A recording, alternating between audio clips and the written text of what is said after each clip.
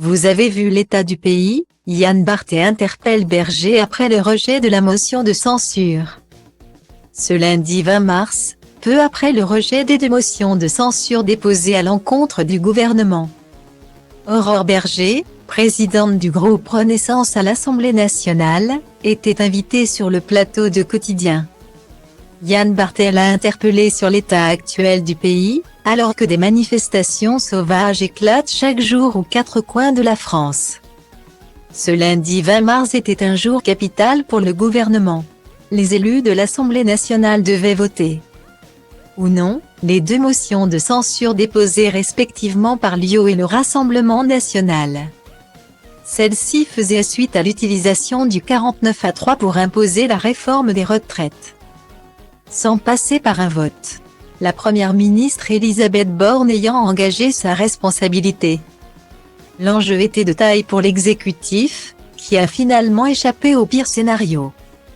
À 9 voix près, il y avait 278 votes sur les 287 nécessaires, la motion de censure déposée par le groupe centriste a été rejetée.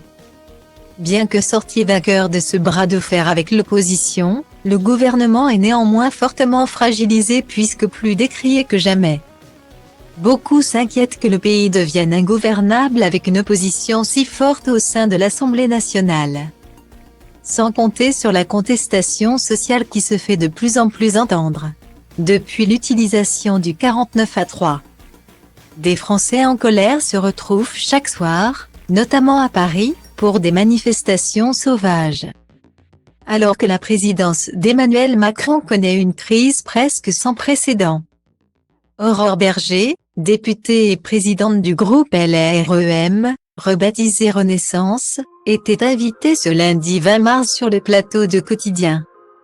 Malgré la colère des Français, la proche collaboratrice du président s'est félicitée du rejet des motions de censure et de l'adoption de la réforme des retraites, indispensable au pays selon son parti.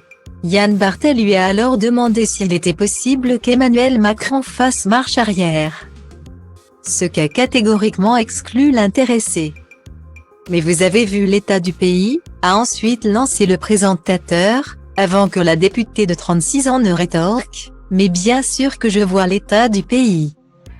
Vous savez, on ne vit pas en dehors de la société en fait.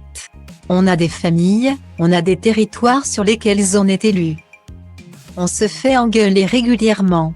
Aurore Berger reconnaît toutefois que des erreurs ont été commises mais elle prévient, à partir de ce soir, le temps politique autour de la réforme des retraites est terminé. Pas sûr que les Français l'entendent de la même oreille.